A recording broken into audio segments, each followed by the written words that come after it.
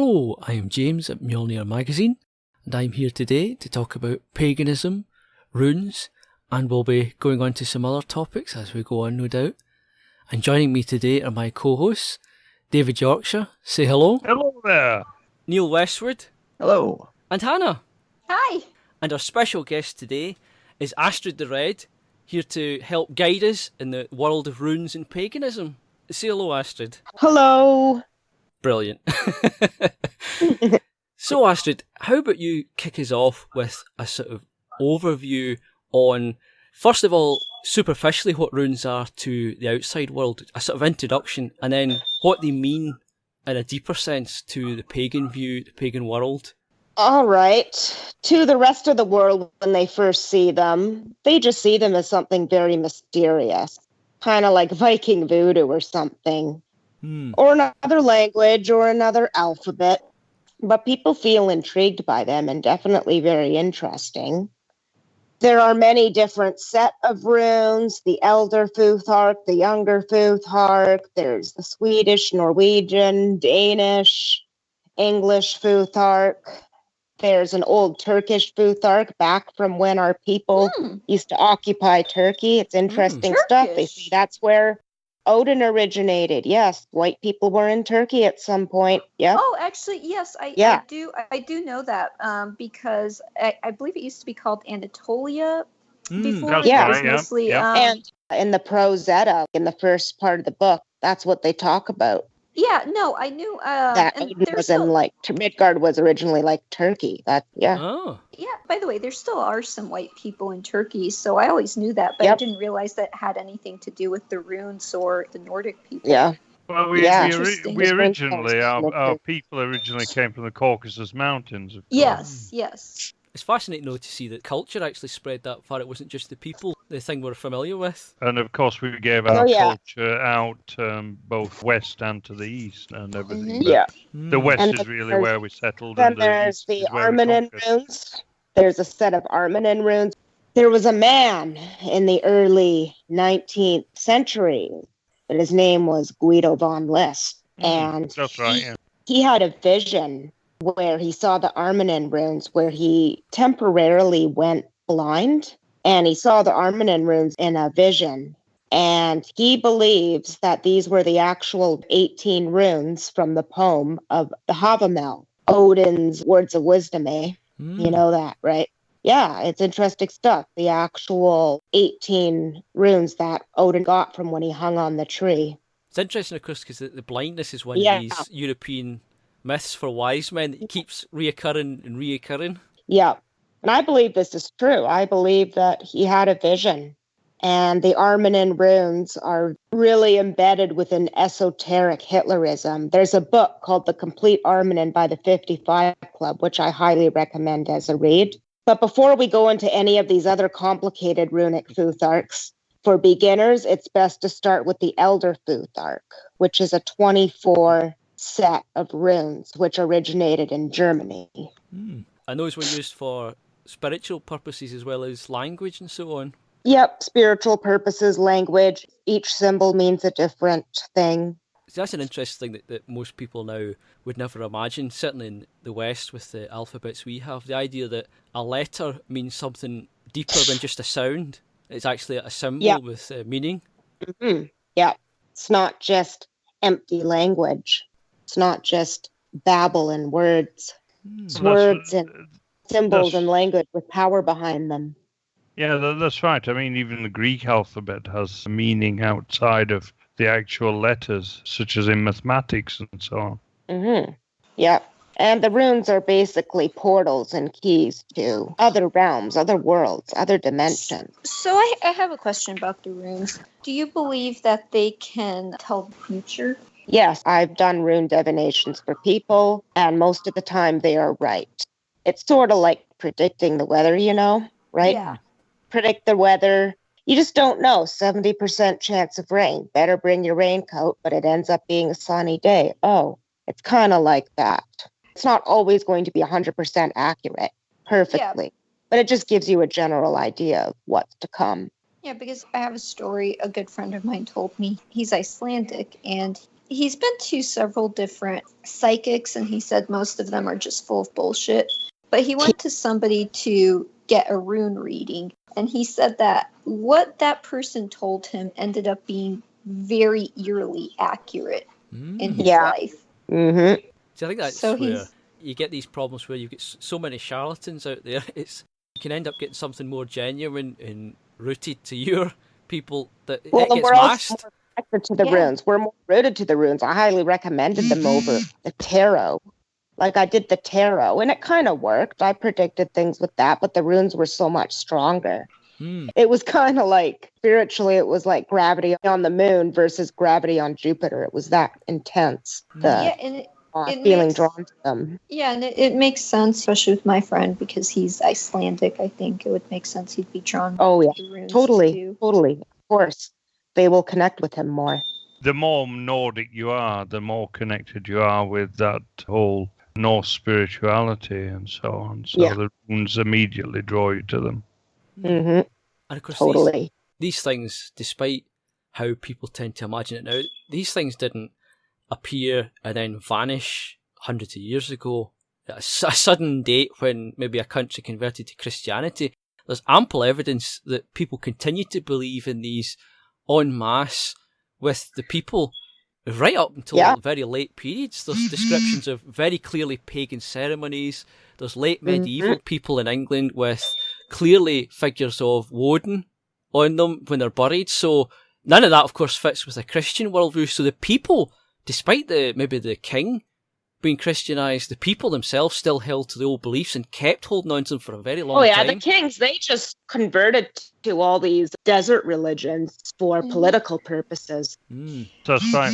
One of the great tragedies of the European race is how easily our sort of betters and so on, supposedly, have sold out on their own people, on their own spirituality, on their own religiosity, and so on. Oh, yeah. Yeah. As a lot of people are very hard on the common man through history, but you realise that the betrayal started at the top. The folk it always does. Yeah, the folk at the bottom actually held true to the old ways for longer, and then were forced to change. The fish rots from the head down.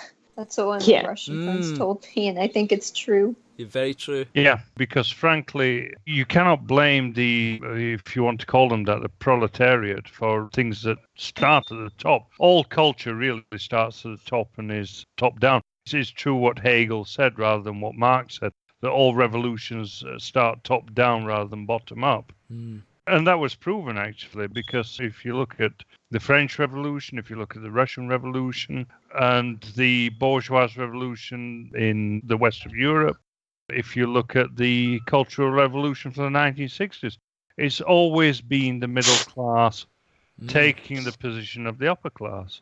It's never been about the lowest tier of society. It's never been about what Marx called the proletariat taking power at all. You see even now where, for instance, in Britain, because we're familiar with it, you see it imposed upon them increasingly with authority on Twitter and elsewhere, where the slightest step out of the current sort of cultural Marxist worldview is now getting police authority used to threaten them in conforming with this new culture that's been pushed in. That's right. One of the huge incongruences that's been is that the so-called proletariat, and we call them the white working class and everything, because that's what they are in Western Europe. And they are the most privileged, and but yet they're the people who hang on to their traditions the longest, the people who find strength in tradition and conservatism and in the family and all these old structures. Also, I think in the old religions as well. What I find is that among the working class, that Christianity never really took hold, not ever. The morality is still pagan. As a matter of fact, I believe you were the one who told me that pagan basically meant like somebody from the countryside, because it was the people in the cities who converted to Christianity first. Absolutely does. The same with heathen as well. Heathen means someone from the heaths, someone from the country bumpkin, essentially. The same with the word idiot as well. Idiot originally means someone from the country. So all these things would have been attacks on pagans. That's what pagan meant, yeah. Exactly. Pagan means someone from, you can see it more in French, paysage, someone from the countryside, from the landscape, not from the cities, which is the bourgeoisie, ultimately. So you see there's a sort of a large sweeping effort to not just crush the spirituality, but the culture and the sort of natural being, break up the society over a very long time. It's interesting also where the word bourgeoisie comes from. It comes from the word Burg, which you can see in German very clearly, which is the castle. In other words, the people within the bounds of the castle and within the wall, if you like, the city wall, they were the people who converted first. They were the people that have sort of gone along with the modern ideas and with Christian ideas, and then further still with liberal ideas, and further still with leftist ideas, and so on. Which brings me to a thought there. How would you think, Astrid, that belief in the runes and paganism affects your daily life? Because a lot of people, of course, in the kind of almost post-Christian age, their church, they do go to once a week, and then they forget about it the rest of the week, essentially. How is it for you, with your beliefs? It's given me a lot of strength to get through every day, much compared to than before I discovered the runes, before the runes came to me. How did you much gives me the runes? strength. How did you stumble across all of this, the runes? And I've always sort of known about them. Yeah. But then, when I moved from my old town about a few years ago and moved to a new town, I was just going through a lot of changes, right? The runes came to me just intuitively. I was told to go them, told to find them, told to seek them out. It's hard to explain how I was told. It's very hard, but I just went and I bought a set at the local New Age shop. But they had runes there. And the funny thing is that they're always almost sold out of runes. They're selling like hotcakes. So it's a good That's thing. quite interesting, yeah. So it means people are drawn to that stuff. Which it's interesting that despite the best efforts, it's never gone away. No. And also, when I was in college, that's when I also discovered the runes, right around that same time, when it was all the white-hating stuff, all the anti-white propaganda in the colleges. And when I'm going through that right now. Soul, when I had the runes in my soul, right, it just didn't really match up. It was very hard to morally push my way through college. And I tried to force myself to do college, but all it did was depress me and beat me down. I couldn't deal with it. The runes were speaking so loudly to me. It was killing me inside. So when you're that connected to these things, it kind of limits your ambition and what you're going to do in the physical realm. Well, perhaps it guides you towards where you should be. Yeah, it does. And I'm glad I didn't go to college. I'm glad I got out of that dump. I mean, it saved you from a lot of brainwashing. Well, it's always been hard to brainwash me, but just saved me. Even if I'm not brainwashed, saved me from all the agony and the pain, like pulling teeth, living around that. And I'm glad that I didn't, waste a whole bunch of money on getting like a job that I work a job right now, and it would have been like pretty much the same job I would have gotten with a degree. So what am I going to get, right? Am I going to get a freaking job with a degree and be in like, what, $50,000 in debt? Or am I paid like just a little bit above minimum wage? Or am I going to get a job that takes a 4-day certificate and pays a little bit above wage and yet be out of debt, have no debt? So and maybe gives you more freedom for your own speech and almost spirituality. All my college debt off now. Almost like I only got like a $300 left and I'm free. Hey. So I'm so glad I got out of that dump. Well, there are two ways of going to university. If you're going to do some kind of liberal arts or humanities degree, that's what I was doing. Then in which case, don't. I would advise everyone against that because it's pretty much it's pretty much worthless after you've left.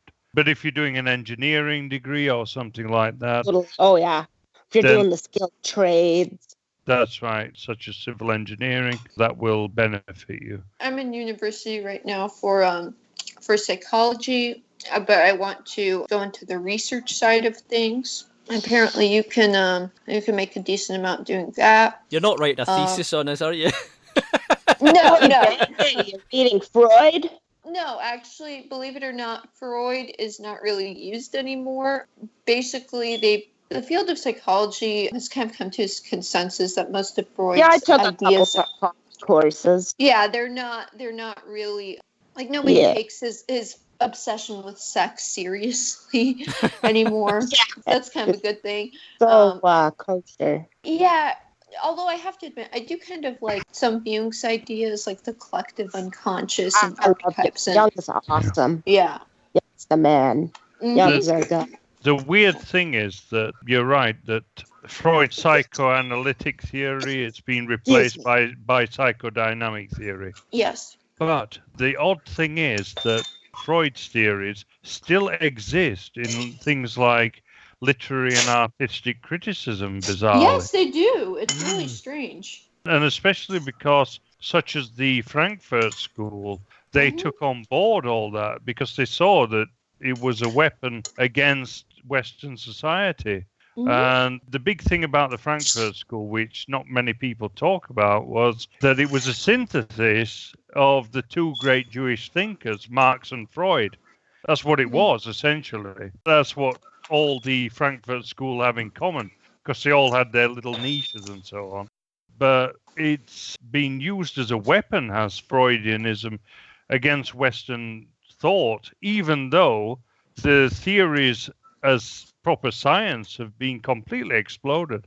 Yeah, this is something I've noticed too, because in my university, it doesn't matter what degree you're going for. Even if you're going for like a physics degree or an engineering degree, let's say, they will make you take SJW classes regardless because, you need to be well-rounded out or some crap like that. So even though I want to go into research, I had to take some of these classes. And I took one class. Sociology was awful. They forced me to read frickin' Karl Marx. Oh, yeah. Yeah, I took sociology too. Yeah, buddy. Yes. So, Astrid, what do you feel that the daily life in connection were to the runes, and how do you feel it is for yourself as a self-declared rune witch? How I feel like on a daily basis. Your it affects me. Like I said, they've made me a lot stronger. They help me get through the day. Sometimes they pop up in my head and the symbols mean something. One time I woke up one morning and I had the rune Fehu floating around, just a picture of it, red and flashing. And it was backwards. And when a rune is backwards, that usually means things are not good, or there's complications, or there's difficulty, or there's an opposition, there's tension. One thing was, I wasn't listening to my intuition. I wasn't listening to what the rune was telling me. And then I wake up and I look outside and my bloody scooter's stolen. Oh. Yeah. And the rune Fehu represents your material possessions. Represents what you've worked for. It represents things that you have acquired through your own labor, through your own means. And that was one of my pride. That was my pride and joy. You don't know how many cords of wood I stacked, how many arbutus logs I chainsawed through, how much wood I chopped just to earn that darn thing. It also represents luck, doesn't it? Fortune. Yeah, it can represent fortune and luck. So if you look at the then. Fehu, it almost looks like kind of like a yen symbol almost, or a dollar symbol itself. It looks like it could be, or a pound symbol. It looks like it could be like used as some sort of dollar sign when you look at it. I suppose it makes sense that these symbols would carry on. Of course, they're going to have a legacy on the symbols we use. Well, the rune Fehu represents cattle. And back then, cattle was movable wealth, fluid wealth, as opposed to the last rune of the Elder Futhark, Othala. Othala represents what you've inherited from your ancestors, what you've inherited from those who have come before you. For example, James has inherited Scotland. His people have inherited that land. from your ancestors have inherited that. My ancestors inherited Canada. Our very DNA is something we have inherited. It's about inherited wealth. But Fehu is about movable wealth, wealth that is movable. It's about money and currency, rune that represents the economy. And in ancient times, cattle was money. Cattle was the dollars. You know where you get sayings where cash cow comes from, right? You know that. Cash cow and money, and the amount of cows or the amount of cattle you had a lot to do with your wealth. That's how you showed off your wealth, and it was pretty much like dollar bills that you'd use. That's right, in an agrarian society, yeah. That's a fascinating distinction and element, though, you notice in the pagan culture there, where you've got a description of wealth, but we've got one word for that. But here you get a description of wealth, meaning the transitory wealth that we can have in our pockets, the junk we might have around us that'll mean nothing after we die. But you've got another distinct inherited wealth. That's a very pagan view again. This long-term blood. Runes are connected in a circle. Yeah, it's a very different view from the idea with Christians where it's transitory. You're not really here for anything other than just to get to heaven. You're not really here for anything important. While with paganism, this is what's important now and what you leave behind. And you are hopefully going to leave that long-term wealth for the next generation. Yeah. And it's so important that they have distinctive cultural descriptions and norms and words for this, which is very telling of who our ancestors were. Yeah. Correct me if I'm wrong here, Astrid, but isn't the other kind of wealth, in other words, the genetic wealth and the ancestral wealth, Anzus? No, Anzus is a rune that words and communications. Pretty much what the planet Mercury and what Gemini would represent. Words, communication, language, poetry. Yeah. That's what Anzus represents. So it's the poetic and cultural wealth that's inherited. Okay, I got it wrong. Which is the genetic wealth, and I can't remember which it is. Othala. Okay, right. The blood and soil rune, the blood and Bodin rune. See, this is again another natural advantage of paganism, where it's perfectly acceptable to get wisdom and knowledge from women. That's a traditional view in Europe. Yeah. The gods themselves would do it. Well, this is what I've always said about Christianization, in that Christianization absolutely ruined our women, because they turned our women into Eve, essentially. In other words, this Semitic archetype as opposed to our own archetype. And our own archetype was that of a seeress and of a woman who absolutely had this organic relationship with man. In other words, that she was not the same, but she was equally respected. That she had a distinct function in society, and that it was held as equally as high, but not in the same way. This idea of equality or inequality and so on never really existed until we got into Christianization. Yeah. And you could say that the MiG-2 retardation online is the end point of this foreign Middle Eastern view that's infected us. Absolutely right, yeah. MGTOW and feminism, the two heads of the same hydra. Yeah, and both of them really come from Christianity, because they're both, in a way, reactions. Both genders just really dissatisfied. Both genders feeling very dissatisfied with how the system is working. And the saddest part is they push for things that don't make themselves happy either. They spend countless hours a day wallowing in their own misery, and it never gets any better for them.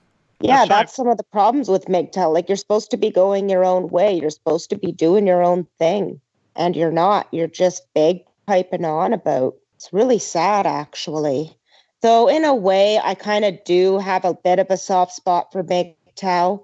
It's harder for men to go their own way because feminists are so much more enabled than men are by the government and stuff.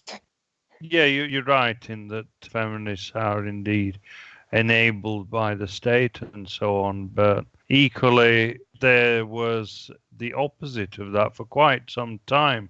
since Christianization. Because you see, Yeah. I see feminism as a reaction to Christianity. Because what happened during Christianity was essentially the negation of the feminine divine, because both masculinity and femininity were divine under paganism.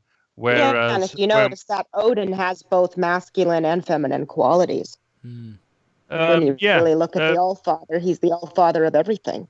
But not just that, but Freya is the All-Mother of everything. Yep. And we have to remember that. The thing is that in paganism, there are always male and female gods. Because that's natural. Because why wouldn't there be? Yeah. That's a balance. Because, these desert religions, the Middle East, the whole desert area, it used to be quite the forested place. It was like Canada. It was a forest. It was lush. Right. And then what happened is they totally took away all the feminine gods. And there was a total too much, let's say, yang energy. And what happens when there's a total imbalance either way, somewhere where feminine energy would dominate, the place would just be flooded.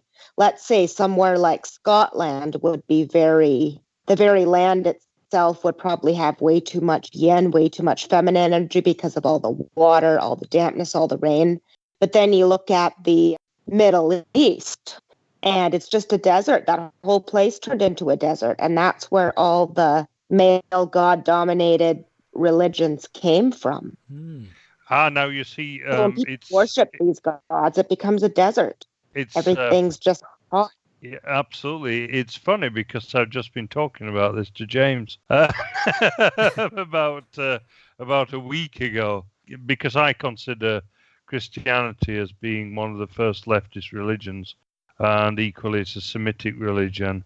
And you're absolutely right in that it caused desertification in the Middle East because it was once very green and prosperous. We know this because, of course, in Egypt, there was at one time a great civilization, and we know that it was once a very green and pleasant land. Yes. Yeah, and it was Arabia. Arabia was known as a place like that as well. Arabia was known to be lush and forest-like and had redheads living there. Yeah, absolutely. And then came along the Semite, in other words, the Arab or the Jew, because they're the same people who are coming from a certain wellspring, if you like. The Jews and the Arabs come from the same place. They come from the same root people. And they both have the same sort of way of seeing the world, the same religions and so on. They created the deserts that we have now.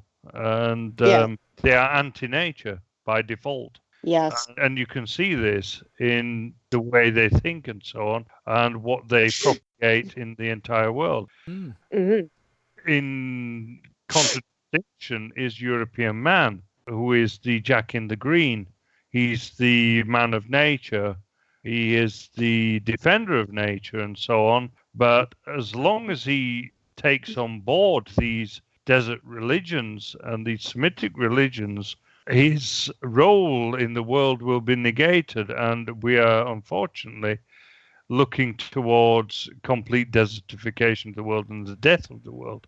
And we have to rediscover our European identity to save the world. That is not some kind of bullshit or nonsense or anything.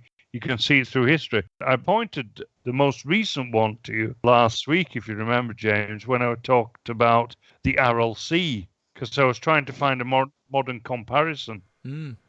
Also, Lake Chad, it's vanished. 90% of that's vanished. Ah, right. I didn't know about that. So you've also been looking at this. Yeah. Since we talked. Yeah. And that's just since the 70s, a huge amount of that has just vanished. I'll let you get on to that in a moment. But the Aral Sea, of course, was this disaster, this ecological disaster, because the Aral Sea was once the fourth biggest lake in the entire world. And due to the Sovietic idea that man could overpower nature and it could go against nature. And actually the program was called something like the Great Sovietic, I can't remember what it was called now, But it was really something about taking control of nature. You can look that up on Wikipedia or whatever. But in any case, what happened was that 90% of the Aral Sea has disappeared since they tried to divert the rivers that fed into the Aral Sea into creating farmland and so on. And they've completely destroyed that entire region. Oof. And the Aral Sea is literally 10% of what it once was. And that's a resource lost. They've learned to depend on it and it's gone. Not just that, that entire area has now become like the Dust Bowl of the America of the 1930s. It's extraordinary. And even the waters are toxic. What's little waters there is now toxic. That's right, yeah. What about the what is it, Chad Sea Lake or something? Chad, which Lake Chad, sorry. In Africa, which is shared by I think Nigeria, Chad, is one of these lakes that's all the borders sort of go through for several countries, and they all depend on this massive lake as a reservoir of fresh water. And it just comes back to again, they've squandered it. It's mistreated. Populations are booming, but there's been no care for this vital resource. And when it's gone, it's gone. 90% is now gone. Their population is vastly bigger than it was even in the 70s. Because it happened during the modern era, there's actually very good maps. You can look, anybody listening can look up on Google or something. You can actually look at the maps of 70s, 80s and so on. And you see my gosh. It just shrivels away decade by decade, even in our lifetimes. Huge amounts have just shriveled away through total neglect. Wow. And this is because with the natural pagan views around the world, man was nature, woman was nature, while the modern view, it's man and nature, and whatever you do to it's a separate thing. Same as with the pagan view, it was man came from the gods, while the Middle Eastern view was man and God were separate. They were entirely separate beings. There was a big sky beard, whatever variety flavour you had, that told you what to do. You weren't related to him. He was infinite and unknowable, and that was it. His ways are not our ways. I've been saying it for a long time, this nonsense that... Yeah, exactly, yeah. It's my way or the Yahweh. Oh dear, I'm terrible for puns, I'm sorry. But yeah, I've been saying this for a long time, that the pagan way of looking at things is different. The pagan way of looking at things is, as you've just said, man is part of nature. As I always say, man is a part of nature, not apart from nature. Yeah. Yes. And that is a big distinction. It's hugely important. And in flavour... Another thing with this Semitic thinking, too, is that the mind and body and soul are all three complete separate things. They're not all one. Yes. They're not all together. Good point. This came into... Your mind is your body, like depression. Oh, depression is a mental illness. No, it affects your whole entire body. When your body is unhealthy, your brain's going to be unhealthy and vice versa. That's right, yeah. This mind-body split, this split between the spirit and the body, the energy and the material, is an entirely Semitic way of looking at things, and an entirely wrong way of looking at things as well. And it's obvious when you're looking at it, because it's like saying that energy and matter are completely unrelated. It's utter nonsense. But yet, this is the thing about the Semitic way of looking at things, is that it is utter nonsense when you break it down and when you look at it and so on.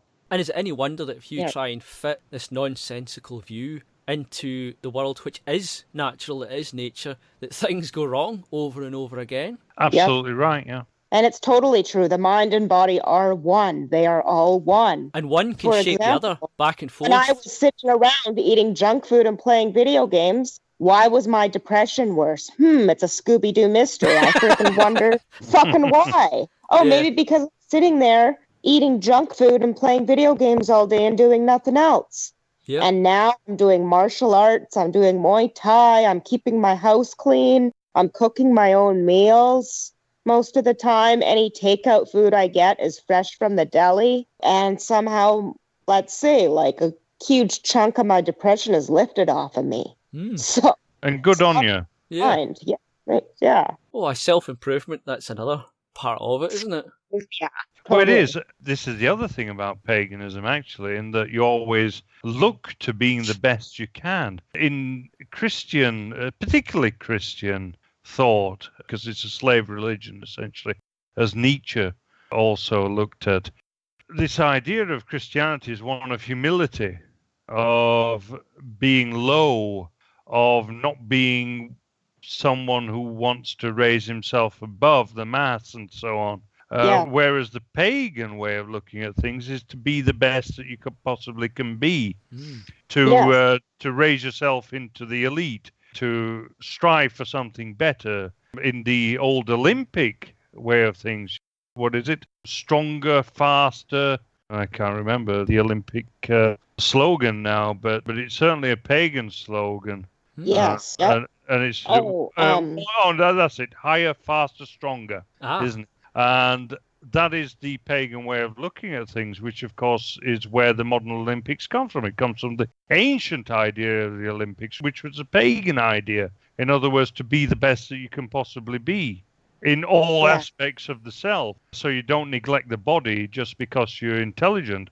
Certainly someone like Plato or Socrates or whatever didn't. And some of them weren't just great philosophers, they were also... And apparently the word gymnasium was something that was Greek. And a gymnasium, you would not only exercise and do sports in a gymnasium, you would also have intellectual discussions. It was a place for all of those things. So absolutely right, because in Central Europe, the word gymnasium, as it is in German, means grammar school. The connection still remains in a way. Absolutely right, yeah. Yep. And another thing about the paganism is the 9 noble virtues versus the 10 commandments. The 9 noble virtues tells you what you should do. The 10 commandments tells you what not to do. This is a very important distinction, Yeah. Yeah, thou shalt not every single time. There's no you should hope to be. Quite right. Yeah. Well, in paganism, what is the ideal? The ideal is the god and the hero, while in Christianity, it's humility, bowing and scraping, and hoping you don't get smited. And what's the whole point of preserving nature and preserving the beauty of this world when it's just all going to be taken away when the end of the world comes? Yeah, this is the biggest flaw, of course, isn't it? For them, they've got this sort of get out of jail free card, haven't they? Yeah, everything is kind of predicated on the world to come, which is invisible. You cannot see it until it comes.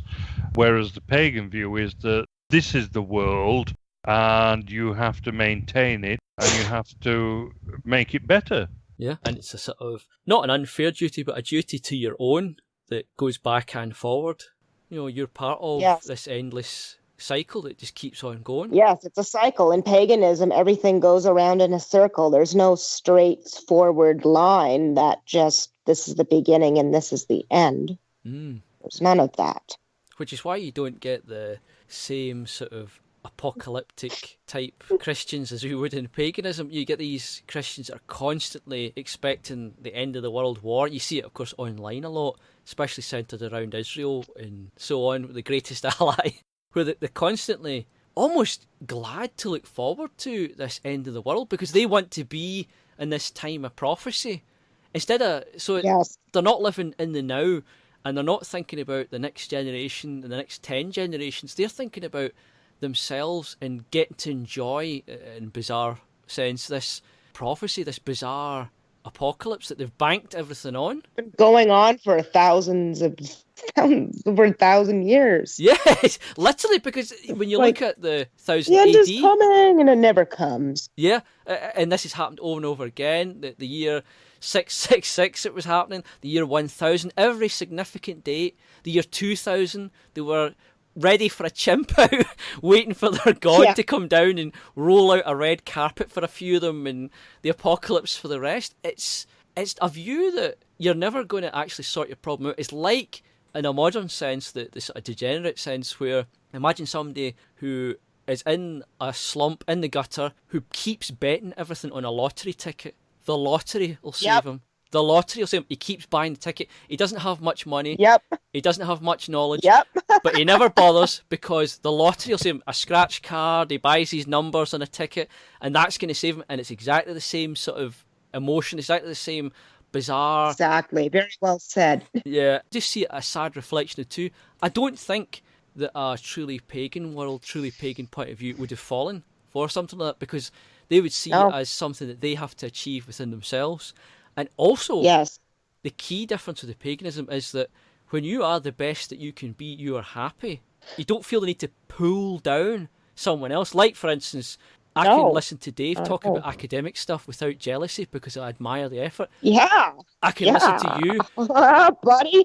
Yeah, and I can listen to you talk Totally. about your rune studies and be impressed and be happy that there is one of my people out there who knows this. I can take pride in that, knowing that there's somebody out there that displays that kind of wisdom. While when you're divorced from that connection to everybody in the nature, it becomes this petty jealousy, bitchiness, infighting, pulling people down. People don't realise how much that core change changes a worldview and a whole culture and society. Oh, yeah. Well, as you know, James, the entire idea... No, he was here when I was complimenting him. He wasn't meant to hear that. I didn't catch the first part of it, actually, so I'm afraid I won't embarrass you, but I wish I could.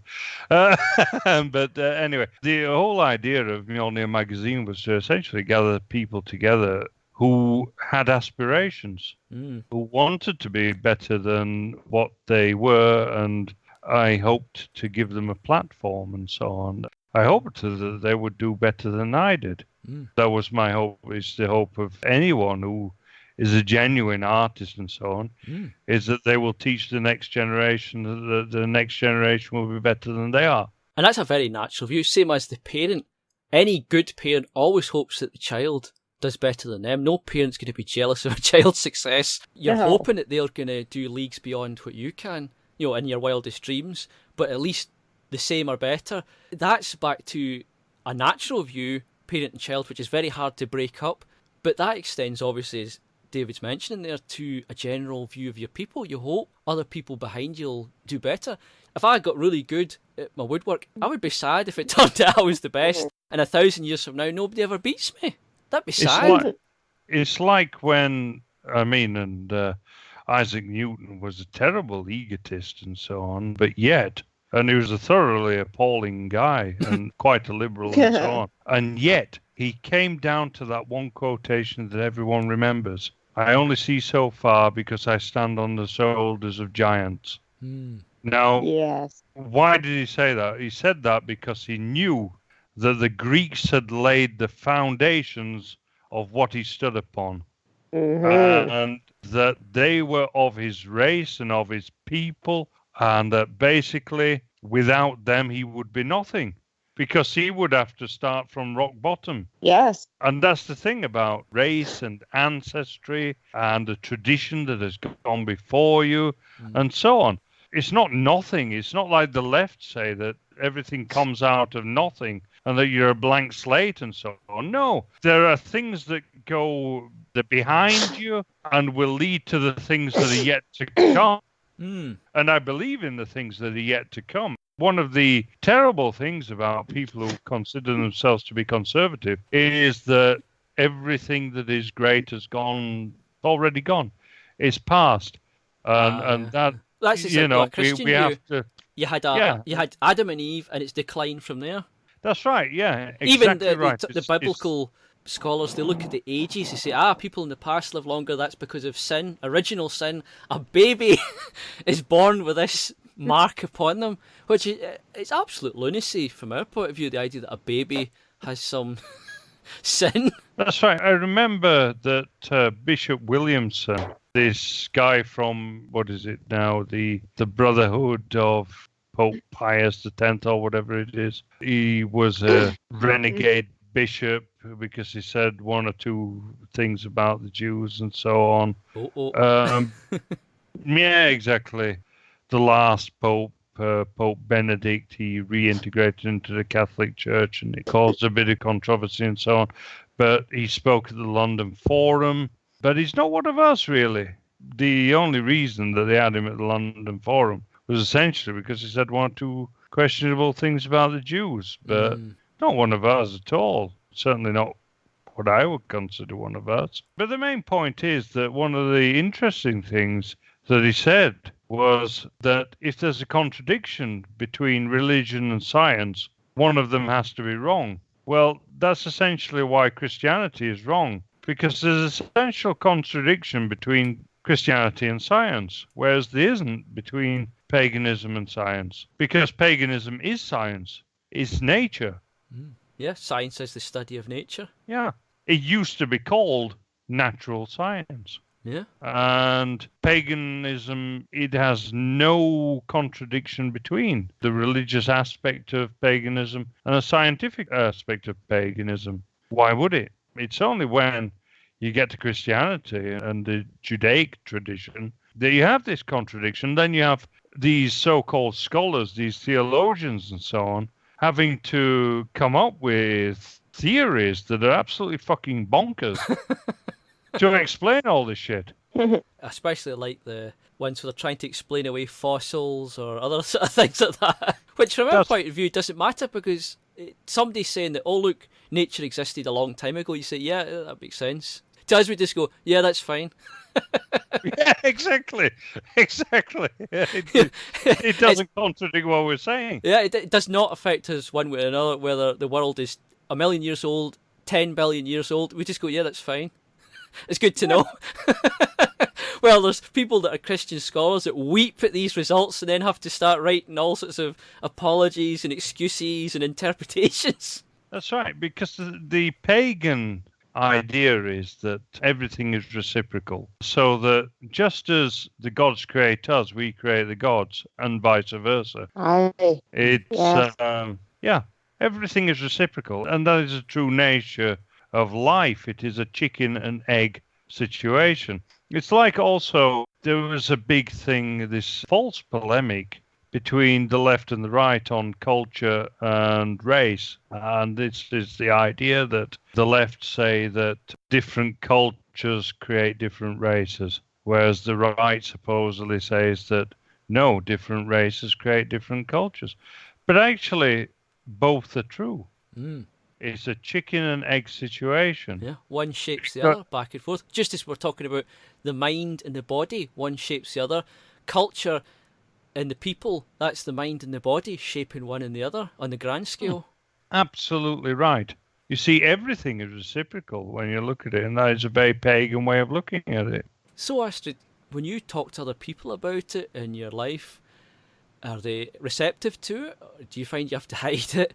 You're not fearing witch hunts, are you? Or I wear my Thor's hammer proudly. I have a couple Viking tattoos, and I'm getting another Viking tattoo soon, a face of Odin, to cover up some degenerate mess that I made, which is a whole other story I'll tell another time.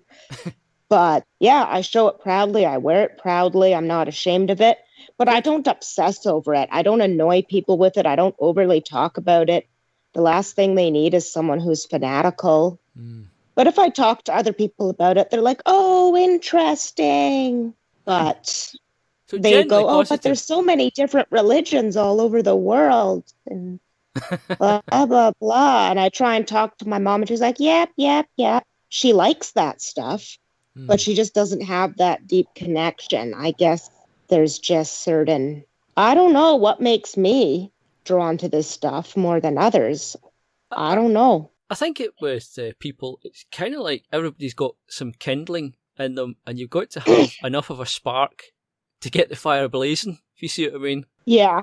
And some people are lucky and they've got that at a young age, and other people need that later on in life, or they might not ever get it. It just depends on their luck. Well, it can have a lot to do with reincarnation and karma, which in the Norse, within Norse paganism, that's called weird, the web of weird, which is connected with past lives and karma and all of that. I think there's some of that good weird in me, which has allowed me, perhaps I had many past lifetimes to get to this point. Also, I'm thinking that's just my theory. Also, undoubtedly, we're pagans, we don't need to be shy about it. Your own efforts and achievements, why you've got to where you are. got your understanding. That's not something that's been handed to you. If you'd sat watching TV, eating Doritos, you would not have the understanding you have today. Oh. Or the spiritual strength. But I do have to say, it's like Odin came down from Asgard and kind of kicked me in the butt. I do have to say that's what he kind of happened. I had a whole bunch of bad things. See, there's things that happen when you're born to be connected with the gods, when you're born connected to them, when your God's born like that. It seems to be less what I would say free will and more determinism. There was more like Odin coming down and kicking my butt, telling me to knock it off. It was more like that, and then I eventually identified it for what it was and saw it as a hidden blessing in disguise. And since I've seen it as that, things have gotten better for me. Yeah. Of course, it was on you to accept the nudge. You're not sort of laid out on a platter. Nobody does it for you. You're given a sort of message and then you've got to do it. There's still a lot of effort and time. Yeah. Or otherwise, Odin's wrath will keep destroying me. So, and I can listen to Odin's wrath or be completely destroyed by it. Odin is a good god, but he's not a nice god, if you know what I mean. It's not he's a wishing doing it well. For my own good, That's what but in a good way. But that's some people just need a good swift kick in the butt. But that's like nature itself, where it can be very bountiful and given to us. It can provide, but at the same time, if you don't respect it, it can wipe you out. If you wander off into the woods of somewhere and have no knowledge, you've not respect for it, you might not come out those woods. Exactly, and there's that thing too where I've had suicidal thoughts before, but I would never ever commit suicide because I would just reincarnate back. When my body dies, my spirit isn't gone. It doesn't go. It's not the end. There's no end. I'll just have to start over and do the same thing over again, right? That's true. You essentially have to solve your problems because in any case, they will recur in the next life if you don't solve them. So the idea of reincarnation might be quite strange to people coming from a Judeo-Christian background. But when you look at it again from a scientific point of view, time is both linear and cyclic, and it is the same with life.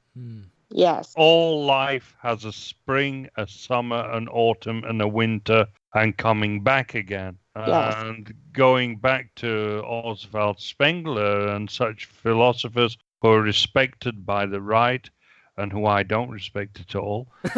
These people, as you probably gathered, if you've listened to my podcasts and so on, and my videos, they have imbibed too much of the Judeo-Christian tradition. And they have not respected the idea that life is cyclic and it comes back. In other words, when you get to Spengler, there is winter and that's it, and everybody's fucked and so on. But that's not the case because springtime comes after it.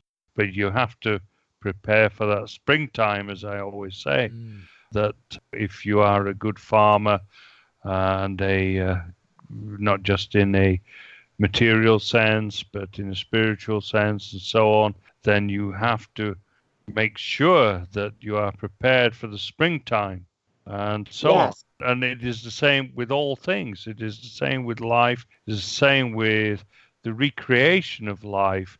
It is the same with reincarnation and so on. Yes, everything goes in circles. An interesting thing, too, is before I was born, when my mother was pregnant with me, she envisioned circles.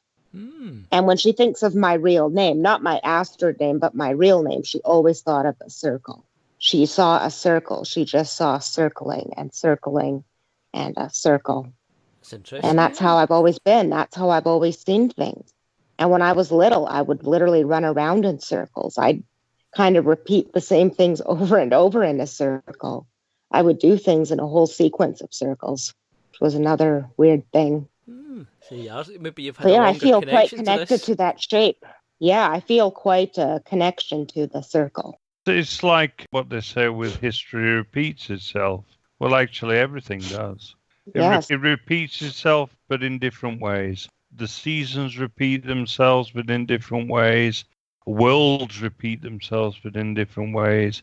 solar systems and even universes repeat themselves, but in different ways. Everything goes around in circles. Yeah. They go around in circles, but at the same time they progress and they move on. And in that sense, paganism can give a lot of hope, because a lot of final end things like Christianity, you can have this idea that, it's now the winter, that's the end. While in paganism, you can think of a winter as just, as you say, a time for preparation. It's not an end. It's not a time for idleness or death. It's a time for the next season. And in the same sense, culturally... There's never an end. Yeah, there's never an end. Culturally and spiritually, we might feel our people are in a bad way, but this is the winter. There's a spring after winter. As long as we prepare for it, we can reap a good reward at the end of it. Yeah, absolutely right. Absolutely. And so, just as we're probably in the winter of our race at the moment, and at the lowest ebb, we have to prepare for the springtime. And the springtime is indeed possible. We should be thinking about that. I mean, they talked about the Arab Springs and so on recently. It was very suspicious, actually, that they talked about Arab Spring as a bit of journalistic propaganda and so on, but it really recalls a pagan idea that there is always spring after, if you like, a bit of torpor, as the Germans would say, Winterschlaf, hibernation. We are in that point at the moment as European people, although I would say European peoples, just as someone like Dr. Kuhn would say, Carlton Kuhn, that there are distinct different peoples within Europe, but yet that's not to say that we can't work together and that we can't work together to repel a common enemy and also to reinvigorate our own peoples, because that's really the main thing, that although we certainly do have enemies and so on, and people who are trying to do us down and everything, that is not the real problem. The real problem is within ourselves, and it is the reinvigoration of our own spirit and of our own nature and of ourselves as not just a material people, but as a spiritual people,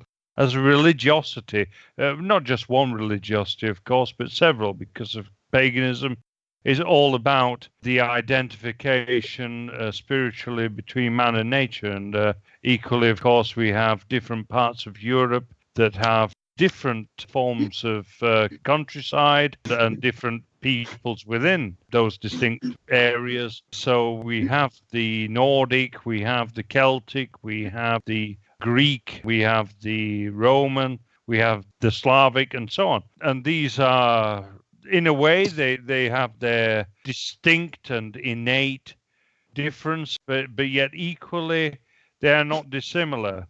Whereas the people from outside are absolutely alien. And we have to celebrate those differences within ourselves, but yet equally have it as a unifying strength that we are at the same time all European, and that we have certain similarities, and that we have similarities that bind us together, and that we can celebrate both the similarities and the difference, as opposed to the invaders that are coming in who are utterly alien. I thought it might be interesting to maybe ask about the sort of more, I suppose, esoteric stuff, the spells aspect, things like that. Obviously, you get retarded Wiccan stuff, but it'd be interesting to hear more, more authentic stuff. I've actually done spells with runes. You make bind runes. Oh, right, this will be interesting. You combine different runes together. You combine different runes together. Yeah, I used some of yours on my pendant. Yeah, I saw your beautiful wood carving you were doing there. Got that right next to me, actually, just now. I hang it off the microphone when I'm doing podcasts. Nice. Nice. I've made quite a few different ones. I had an incident where when I moved into my apartment, there was a bad spirit from the church attacking me. And whenever I would try and chant the runes, I would get choking feelings on my neck and pressure on my chest, and I couldn't breathe. My breathing would get cut off, and I'd get woken up at night shadow people, that kind of stuff. Those dark figures that loom over your bed, right? Those things. Just bad spirits. And it was coming from the church down the road, the Presbyterian church. That's where it was coming from. That's where I detected where it was from. I was following, using my intuition. So my intuition sort of works like a pendulum. When I'm picking out rune cards for divination, I let my hand shake, and then it eventually stops at the certain rune card. And I was doing that with my body around the neighborhood. I was assuming it was from some church, but we got so many churches in the area. We got the Presbyterian church right ahead of me. I got the St. Andrew's Presbyterian church way behind me. I got the Greek Orthodox, on the other side, the Bethel Church on the other side, a Catholic church with a big Jesus there. Surrounded. A Catholic school, and there's a Lutheran school down the street. So there's so many portals to oblivion. Yeah. So many eyes of Mordor all around me. So no wonder. No. Yeah. Yeah. So what I did was I made a spell. Thor's hammer was not working enough. It wasn't really quite doing, and neither was the rune Algiz. Algiz is the Valkyrie rune, not to be confused with Anzus. Anzus is the rune of writing and communication. Up with the names. Algiz is the rune of the Valkyrie, the rune of protection, the rune of the god Balder. See, that wasn't working quite a bit. This was a point where I had to be active about my defensive-ness. So I took the Thurisaz rune. The Thurisaz rune is a really nasty rune. If you really want to screw somebody out and trap them, use the Thurisaz rune, which represents the thorn and the very bitchy sides of Mother Nature. And then I took all 4 of the runes, put them all in a box. A box as a symbol itself is very confining. There must be some reason, a little off topic, but it must be some reason why so many Celtic houses were round and circled instead of squares. Right back to ancient times, way back thousands of years. Yeah. So I used a square rune. It was just 4 of the Thurisaz rune, which is a line with pretty much a spike coming out of the side of it. And I combined the 4 of the runes so it looked like a box, and then it looked like 4 spikes inside of it. And then what I did on Halloween night during witching hour, which are the late hours of the night, they say it's 3 o'clock, but it's often between 11 p.m. and 4 a.m. is when the witching hours are. Halloween was the perfect time to do it. It was so funny because it was so happenstance. I just moved in my new apartment, and there was a bad smell in my apartment. And I just assumed, it's a new apartment. It's just, what is this? And the smell kept getting worse and worse. And I kept trying to look for the smell all over. Then finally, by the end of the week, I find that there's rotten meat in my closet. I accidentally took all the stuff from my freezer when I moved and put it in the box with my Christmas decorations all. Okay. So what I did with this meat, I'm like, hey, rotten meat, this will go well with the rune. Rotten, decaying meat. This stuff smelled horrible. And I was horrified. I had to throw out my Christmas and Halloween stuff. I had to throw all that stuff out because it stunk so bad. And some of the stuff I salvage, I had to put in the freezer for a week and then wash it. Freezer just to freeze away all the germs and everything. It was awful. But anyways, the smell was just, oh my gosh. So I took it on Halloween night. Me and my friend got drunk. I drank a whole bottle of wine that had some whiskey. I was going crazy. I was speaking in a full-blown Scottish accent when I was drunk too. And then I started making these runes. I couldn't help myself. I speak in accents when I get drunk, or just this weird Nordic sounding gibberish. And I was drawing the runes just with Sharpie marker and paper and putting the meat in plastic bags. And then taking that packing tape and wrapping it around the meat. And then I went at I think it was 2 a.m. or something. And I went way down to the Presbyterian church down the street.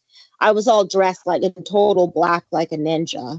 And I took the meat and just threw it at the building of the church and then ran away. And then someone was going, excuse me, hello? And I just ran. And then I dropped my keys and I was looking for my keys and fumbling and someone going, who's that?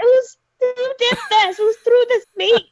What is? I'm looking for my keys, and I find my keys, and I run home.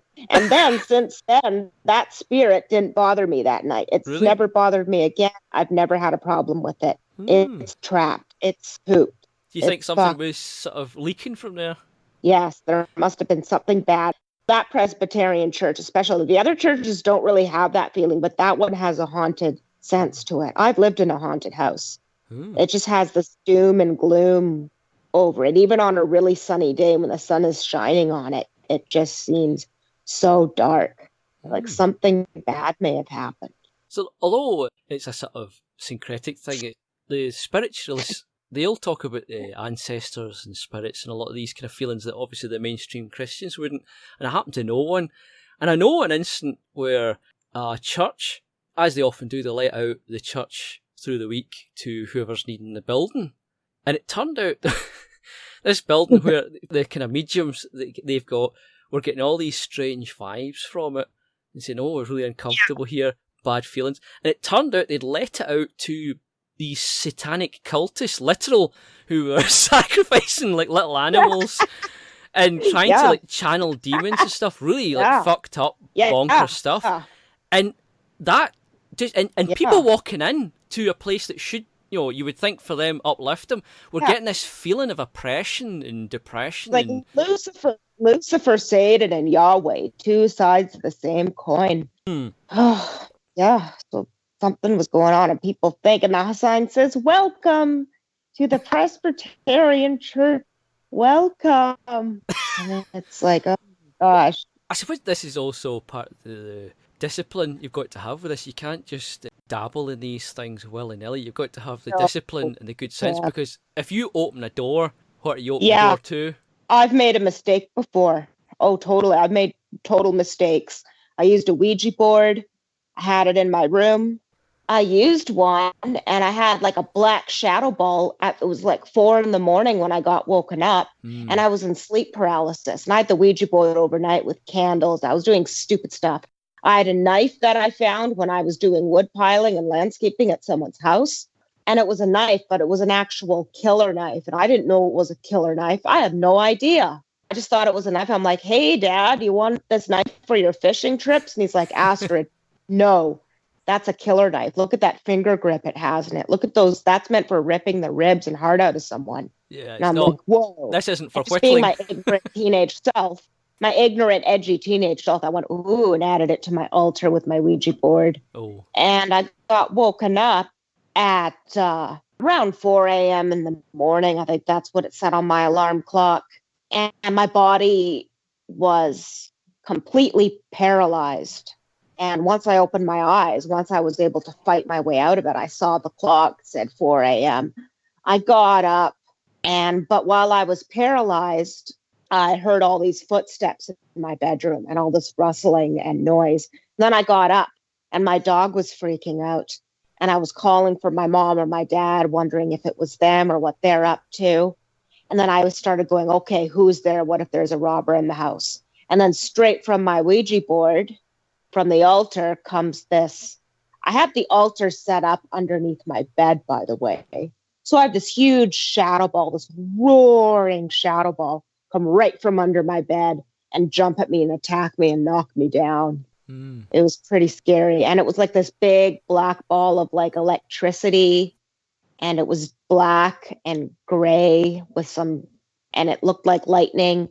And it kind of sounded like, the noise sounded like a combination of Yoko Ono and a Swedish death metal singer. It was crazy.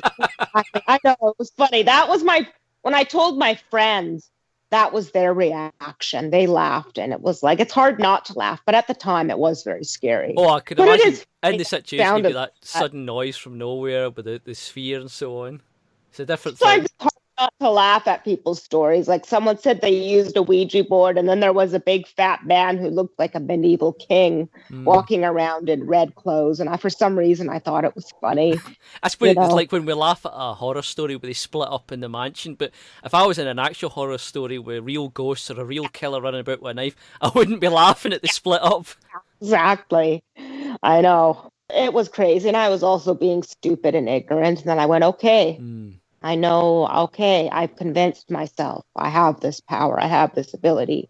And you And I realised took that... the Ouija board and I smashed it and threw it over the embankment. Then I had another Ouija board, and then I cursed that house before I left it and left the Ouija board buried under the house because the landlord was annoying. And then after I cursed them, other people lived there and they kept moving out because it's a very, very, very small community I lived in, a very small Canadian town, my old town. And people were saying the place was haunted, and then a bunch of crackheads ending up moving in there. And they could only get bad people renting that place, so it was cursed. Landlord had it coming, I hope. Yeah. It's amazing actually how many stories I've heard from people connected to the Ouija board and sort of idle dabbling in it before people know what they're doing and have the wisdom. I've heard of a number of people I can trust, a number of people who have nothing to gain from telling me these stories. You know, they're not getting any money from me. They're not going to get me impressing or giving them likes, share or subscribe. These are, you know, real people. And I've heard stories and I've listened to them, and these people aren't professional actors either. And I believe them. You know, these people what they're saying they've seen, they do believe it. You know, it's not some sort of story. There's something there that's more than what we're aware of on a daily basis when we're just having a shower and going to work. Yeah. There's definitely something to what people would call magic and so on. There's something to that seems to have an effect. People can divine things from it. Which bring me on to the next thing. Have you actually used it for divination? Have you had success? I'd never really touched a Ouija board after that. What about the runes and things, though? Have you used that for divination? I use runes for divination. The only thing I really use are runes. Now, I don't really want to use anything else. I am just going to stick to what works and what I feel connected to. Well, that makes sense. You've got to stick to that. What works for you. But also, those are the things that are connected to your roots. Those are the things you're confident in. You know, they're part of your line. So it makes sense that you would stick with that. While some of these other things, like the Ouija board, some of the sort of Wiccan stuff, they're sort of slightly foreign tools, or they're corruptions perhaps, the real ancestors' tools, the real ancestors' beliefs. So if you start with a corrupted tool, it makes sense that you'd end up with a corrupted result. Yeah, especially tarot cards. Yeah, these things are just not as effective. And I don't know. Apparently the tarot cards originated with the Jews. Have Semitic origins. So I'm not really quite sure about my resources on that, but apparently they are. So the tarot cards is something that's sort of brought in from outside again? Yeah. They're like a gypsy kind of. I don't know much about tarot. I had like the typical Rider White deck or whatever it's called. I had that. And then I lost it. I don't know what happened to it, but I had that. Once I go runes, I never went back to anything else. Well, that's good to hear. It's surprising how often you see these, I suppose, really foreign dabblings in spiritual and cultural things. They turn up at various shows. You watch a lot of these alternative channels online on YouTube or whatever, and it's actually surprising how rare people get to the heart of it, like yourself. Yeah. More authentic for our people. Mm-hmm. It's a very positive thing, though, to see people come back to. And it makes sense, though, that these things would be more successful for us because they're meant for us, while other things, it's like the jigsaw piece that doesn't quite fit. It might look like it fits at first, and then you realise, oh, no, wait, this isn't the right place for it. Yeah, I was kind of into that David Icke and Alex Jones kind of stuff, and dabbling in chaos magic, reading Libernal and Psychonaut, The Guide to Chaos Magic by a man named Peter Carroll. Interesting stuff, but very dangerous to dabble in. I suppose this is something where you might be in a position now to take an academic interest in that, while the danger, though, is for somebody learning anew, you're going to be keen to try what you're reading. And if you read that instead of reading the right thing, you can get taken down quite a dangerous path of ignorance and problems. It's not a game. Like, it's not that at all. I suppose it has all kinds of problems. With your own story, of course, it does sound like, in part, you did learn the hard way with these things. Yeah. You didn't just get it gifted, of course, and you had to make these mistakes to get there. Yeah. Yeah, I had to learn it the hard way. Some people just do. And that's, of course, the advantage, hopefully, with YouTube, online stuff. And Astrid's own channel, if people should subscribe to it, have a look through which their content. We will leave a link below, so Yeah. that'll be below, so you don't need to search for it. You'll find there advice and content about these things, so it's always good to learn from somebody else's mistakes rather than making them all yourself to start with, if you can. Well, yeah, everyone's just standing on the shoulder of giants. Keep the chain link connected. That's it. Learn from others. Learn from other people's mistakes. Astrid's the giant you can stand on here, so if anybody's looking to get a ground don't mean to brag about myself, but hey, I was the giant of making dumb mistakes, so stand on my shoulders. Nothing wrong with bragging. It's something that more people should do, I think, especially within our groups. Yeah. Bit of confidence, encourage other people in with our pride. We've kind of discussed all the kind of runic things and all of that, and it'd been interesting in the future to come back to that. But seeing as we've got a Canadian on board, I thought it'd be interesting to maybe touch on some Canadian subjects before we close things up. Yeah. If you're game for that. So sure. Obviously I'm up for that. Totally. Without doxing yourself, obviously, so give us an idea of how things have changed in your life, the sort of things you've witnessed, the culture and politics and people, things that you can sort of give anecdotal. Just within the past 3 years in my very local community, things have drastically changed. It went from being able to go out in nature and ride my bike out on the trails to having like gangs of roaming, robbing, drug addicts wanting to steal your bike, beating people up, going up to entire families and hurting them. We had a man who was recently beaten into a coma when his skull was smashed on the pavement. It was scary stuff. A man's body was found washed upon the beach. The man that had his skull crushed, he ended up quite a small community. Yeah, it's a very small community. Like, there's only a population of about 25,000 people. So this is very serious crime level.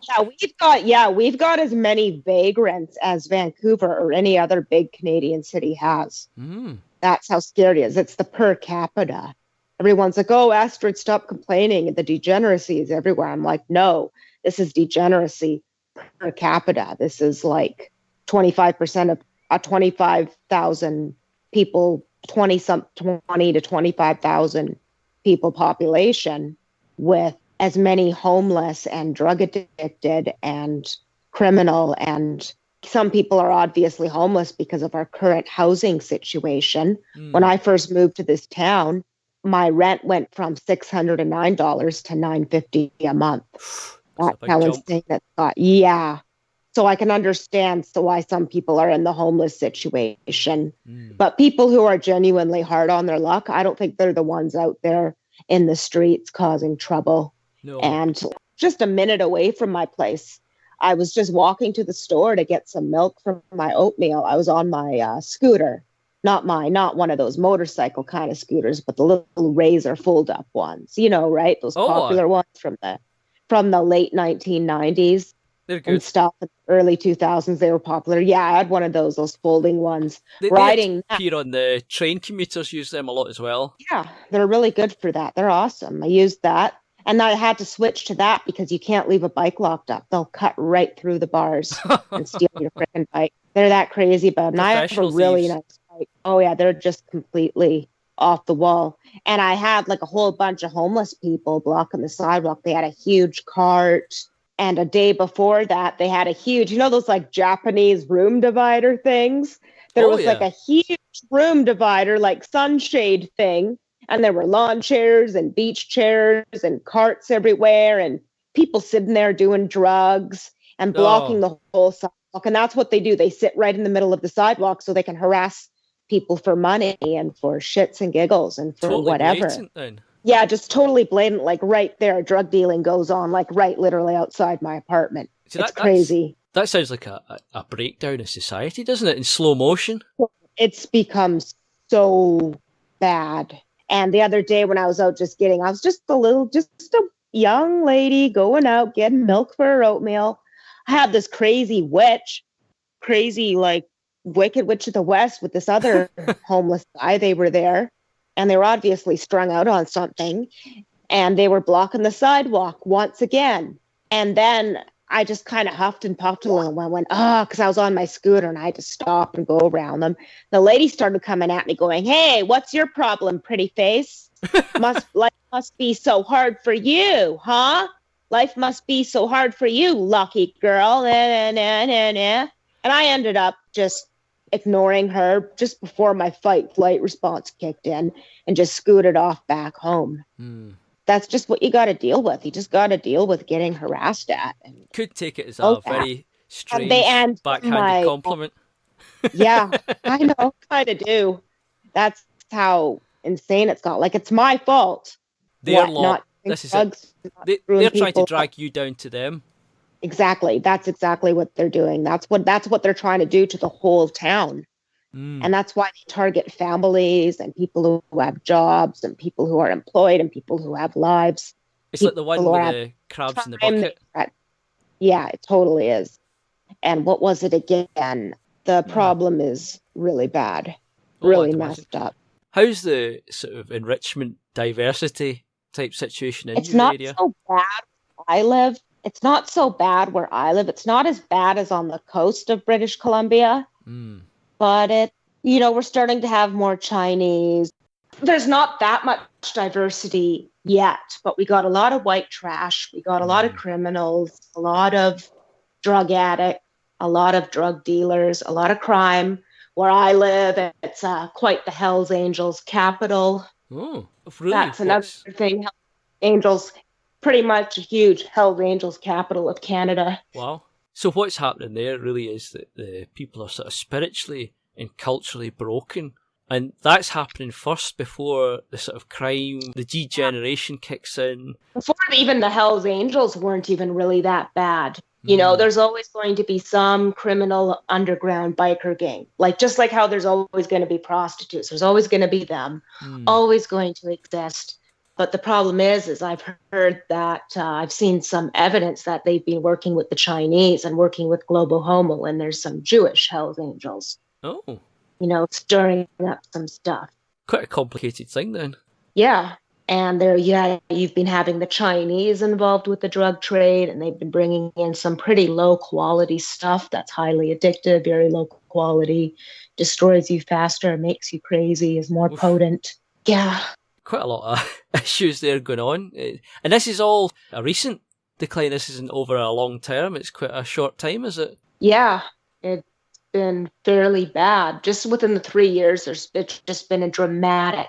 Crime has raised dramatically during the year between 2018 and 2019. It was something like crime went up 200% in my town. That's how bad. That's insane. Yeah. So this could be a sort of dividend from Trudeau's, what he set up, I take it. Yeah, something to do with that. But now we have our town mayor. He's banned homeless people from the downtown core. People aren't allowed to sit on sidewalks anymore. So now what they're doing is they're all hanging around the uptown core and the library and where my apartment is, where all the residential housing just a different half of town out dealing of business and marketplace. Yeah, and now they're doing that. It's a big mess. It's clown world. It's upside down. And there was lots of protests and bleeding hearts getting all upset. But business owners are just furious. They're just pissed. They're tired of the crime that goes on. And homeless people, drug addicts and stuff hang out right in front of their shops and then like to barricade other people from getting in. And they come in and they steal things and run out or just throw tables and destroy things. It's just mental. Because these are all the kind of problems that they're petty and spiral out of control, but none of these things would happen if there was the social pressures, the social cohesion and authority from above to stamp down on it. I mean, all these things are perfectly controllable. We're not talking about an invasion from abroad with 1 million troops. We're talking about petty thugs vandalising. That's what the problem is. It's petty crime. And in my province, in the provincial news, they advertised. It was so stupid. It's totally like putting your own kick me sign on your back. They're saying, oh, the courts aren't dealing with petty thieves anymore and petty criminals because they got more important things to do. So that's pretty much taking a kick me sign and putting it on the province of British Columbia and going, hey, everybody, come here. This is the place to be. This is the place to come and steal stuff and get away with everything. So of course there's going to be an increase in crime. They're pretty much advertising it. Yeah. No wonder people hate journalists. They're essentially saying it's open season. If they're not going to defend themselves, then obviously you're going to get all sorts of criminals, parasites, and we're not allowed to do. And you're like, if I were to go out and commit vigilante justice, it'd be like 10 years in prison for me. Drug addict, beat me up, steal my bike, push me to the ground. They would be out of jail within a couple of weeks. This is always the amazing part with the sort of leftist governments, where you'll get these problems, they'll spin out of hand, and they'll keep talking about, there's no money for it, they can't do anything about it, there's not enough police. But if you do something like, as you say, vigilante justice, there will be suddenly 20 policemen will turn up to catch you alone. There'll be a helicopter surrounding you. So they call it like I think it's called anarcho-tyranny. This is it, anarcho-tyranny.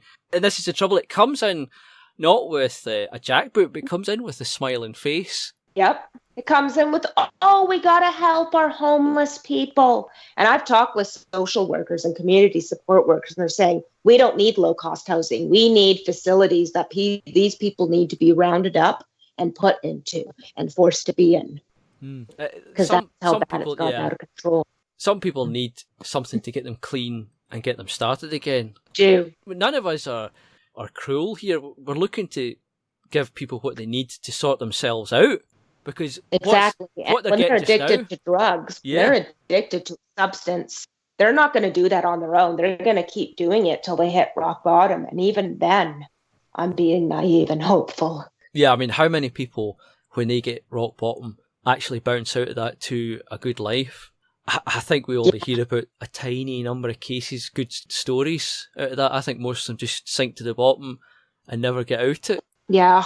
That's the thing as well with this sort of Trudeau smile thing. We get the same thing all over the West, the European descendant sphere. I can remember a case in Britain where there was a guy phoned up the police. It was a burglar actively burglaring his property. While he was on the phone, you could see him, hear him, and he was robbing, I think it was a shed or a garage. And he phoned up the police, and the police told him that they were busy and that they couldn't get anyone to him within, it was like half an hour at least. In which case, of course, the guy's going to clean you out, isn't it? It's not going to take that long to fill up his whatever he's got and run away with all your stuff. So, on the phone he said, don't worry, I'll just get my gun and shoot him. There was a helicopter within like a minute. There was police cars pulling up outside. So it just, they claim that there's no police 1 minute, and then suddenly, when it suits them, there is police. And you're like, what's going on here? Were these guys just drinking coffee? I think they're just using these hopeless drug addicts and drug dealers and using that as a way to oppress the people. They're using the drug addicts to patrol our streets, to bring us down, to drag us down. Yeah, I think they're using them as the goons. Yeah, somebody sees that as a useful idiot. Same as a lot of these things. There's a lot of useful idiots out there, and various gangs, scum, whatever they are, be it political or just criminal. These people are used by people obviously more intelligent in certain ways, because they're looking at long-term trends. They can see these people as useful to push things, and these things go on to sort of grind you down and get you used to new lows. Instead of what you're doing is you force yourself upwards. They want people to be forced downward over time. Exactly. And that's what makes me a target for a lot of bullying. People, when you do better in life and when you choose to go upwards, people will sense that off of you. Even if they can't put a finger on it, they'll sense it about you, and they'll have hang-ups about it, and they'll hate you for it. Yeah. I watched my own mother. My mother decided to go up. I inspired her to go up. And she ended up leaving a whole bunch of so-called friends and ended up leaving a relationship with an alcoholic for 20 years. All her friends turned on her. The whole town turned on her. Did a whole witch hunt on her. And in reality, what it was other women who were too chicken shit to leave their alcoholic husbands. And first it was, you go, girl, you go, girl. And then she makes this awesome life for herself. And she has everybody on social media out to get her. So, she has to move. It's causing this. That's what happens. It's causing a sort of guilt and inadequacy in them. Yeah. And it creates inadequacy. Yeah. And this is the wrong culture again. For us, when we see somebody do well It's great. We say, great, there's somebody doing well. Well, these people, I know. these friends, we'll put in inverted commas mentally, these people have all their own culture, their own heritage. Don't mean genetically, but, culturally, that's causing them to react the wrong way. They're programmed wrong. Oh, of course, in reality, you're probably better shot at these kind of people anyway. Yeah, and there was also a lady, an old friend from my old town. She's really into dog sledding and husky dogs. And her sister copied her, and they created this horrible puppy mill with animal abuse and stuff. Oh. And then started accusing the other girl, the dog sledder, of animal abuse. So then they had to report her, and it was all about jealousy. It was all about envy. This woman, she's got a cool hobby. She's raising huskies. She does dog sledding in the winter. Everybody freaking hates her. Everybody's out to get her. So it's just completely mental. And she had to file the restraining orders against her and get the law involved and pretty much have all her doors locked and puppies hidden because it was that crazy. That's how mad the envy is. It's really fascinating about that is that you've got this happening pre-flood from outside. We're seeing here that the weakness within predates the parasitic moving in, and people often get this wrong now. They think they'll blame it all on the outside, but the problem, if you're strong inside, you can keep back the outside from you. You won't fall to it. Just as a healthy body, a strong body will fight off most infections or predators, while a weak person will fall prey to more. And it's the same as a culture or a society in the whole. What starts the problem is the body or the people in a large scale that causes the rest of the problems that kind of spiral out from it. But the core of it is our own people. If our own people sort themselves out, or we can encourage each other to do so, that's what will lift us up and start to shed the problems like so much water. I feel like I'm surrounded by cancer cells and I'm just trying to survive. The problem is, as usual, is idiocy. The great problem that we've always had, and this is the thing, is that you can go from one extreme to another. And the problem is that if you get a situation where the strong dominate the weak and they start to think that they should be predatory towards the weak, then the weak will inevitably gang together against the strong. And they'll eventually become stronger under that adversary. Exactly right, yeah. Exactly right. And this is what Christianity, of course, provided. This is the thing that Nietzsche does not address, is that why slave morality happened. And slave morality happened simply because the strong became predatory rather than protective of the weak. If you're strong, then, and I mean if you're really strong, properly strong, you want to test yourself against the best. And you want to see how strong you really are. You see, I used to play rugby, as is reasonably well known. In rugby, you realize how strong you really are. You have a context for that strength because you're up against people who are also very strong. And it's a great test. And it was a wonderful Saturday afternoon because if you're really of a right-wing mentality, you want to really go against people who you respect and who you think are a challenge and who you want to defeat. Well, just friendly competition. Like, right. I'm just a white belt. I'm just in jiu-jitsu, in Brazilian jiu-jitsu. I'm just a white belt with one stripe. And I'll go up against black belts. I'll go up against purple and brown and purple and blue belts. I do it anyways, regardless. Even if I lose, it doesn't matter. Yeah, because that's how you get up in the world. That's how you pull yourself up. You keep facing that challenge till you beat it. And the thing is that probably the black belts and purple belts and so on, they will sort of look upon you and think, okay, I'll go easy on you. Because they don't want to discourage you. If you're really sort of strong, you don't want to discourage those of you who are below you. Well, we have times, we have lessons where we're just practicing. And then there's open mat wrestling. And we talk about this all the time. Don't go easy on the white belts. during open mat wrestling. Mm. Don't go easy on the white belt. Just be yourself. No, And I get totally thrown and defeated by the upper belts all the time. I can only pin down other white belts. No, you see, I wouldn't subscribe to that idea, I'll be honest. You see, because I think that everyone has a level and you have to correct people to a certain level. Because if you really want people to better themselves, you want to give them hope. You can't defeat them utterly and show them no, they don't defeat us utterly. They have times where they're easy on us, and then they have times where they challenge us and stuff like that. Okay, then that's okay. Yeah, but, exactly what goes on. So it's a sort of one or two events where it's nobody's holding back to give you a taste of that, while the rest of the time it's encouragement. When I was at university, I boxed a bit and so on. During my youth, I played rugby quite a lot. I wouldn't say a high level, but a reasonable level. But the thing is that I never wanted people to let me win. I would never want people to let me win. But equally, you should not be pitted against people too high to such a point that there's no space winning. For you to improve. Yeah. Well, I suppose that's why you right, get yeah. weight categories and all sorts of classes in most martial sports. There you go. Absolutely right. And not just weight categories, but equally you will have certain rankings and so on, whereby you know your level, and that's it. Yeah. And you will improve your level Yeah. by going up in increments. You will Yeah. not try And exactly. Yeah. Like in the competitions and stuff, there's segregation. Genders are segregated.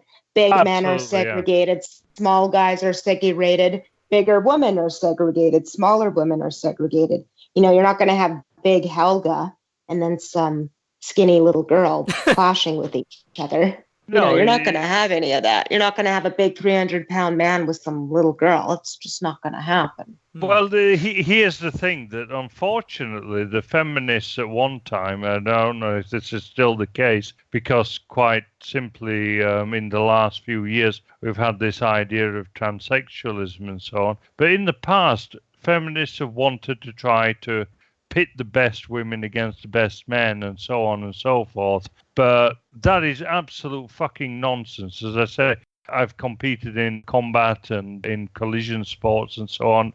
And quite frankly, if strong women came up against strong men, they would be in a whole world of shit. Yeah. And there's no getting away from that. Quite frankly, even the world's strongest women, because there's a world's strongest woman contest, they're not in my category, quite frankly. I'm in the 1%, the upper percentile of men, of strong men, but yet equally I can't compete against the world's strongest men. It's just impossible. But that shows just how far down the scale that the world's strongest women are. And it's absolute nonsense. The thing about the left is that they're always trying to cheat the system and trying to cheat semantics and cheat biology and so on. And so this is why you've got a situation in which you've got this idea that transsexuals are real women just so that you can show that women are as strong as men, but they're not real women. And this is the craziness. Even when they're pumped full of estrogen, they're still men. Yeah. Exactly. Women's sports. And this is disastrous both for women and for the feminist movement. Andrew Anglin screaming that we should ban sports. Women shouldn't play sports. Wah, wah, wah. But then he's got like pictures of athletic women that he posts. And he's like, oh, yeah, this is what the ideal female body is. It's all confusing. But sports should be a folk thing. It should be a folk thing that is done. A folk thing that is for everybody. But at the same time, the world's strongest man is going to be the world's strongest man. You can't beat biology. No, that's right. There's nothing against women competing against women and so on. That's absolutely spot on. Can't encourage that enough. But yet, can't have a situation where women are competing against men because they will lose every time. It's nonsense. Now, don't get me wrong. There are certain situations in which women will win, such as gymnastics, for example, because women are more lithe. It's simple as that. And this is the thing, that feminists always want to compete against men on the male platform, but that is absolute fucking nonsense. What they should be doing is celebrating their femininity, and it should be competing against other women on a feminine platform, such as gymnastics and the things that take intricacy and stuff like that, because women are more intricate than men. Men are more muscular. And things like jiu-jitsu are perfect for women. Women tend to do very well, excel unlike other martial arts. Women tend to excel in jiu-jitsu because they're more flexible, they're more lithe, they're more agile. Same way I've heard a lot of people say a lot of swordplay, fencing, be it HEMA or the more sportified versions, women can actually do very well in that because it's about reactions, flexibility, and so on. Yeah, I heard about that. The actual strength part of it isn't as important as skill in these other aspects a lot of the time. Especially if you're using the more sportified foils, which weigh nothing anyway. Strength isn't going to be an advantage. With that, it's speed and flexibility and reactions. There's that too.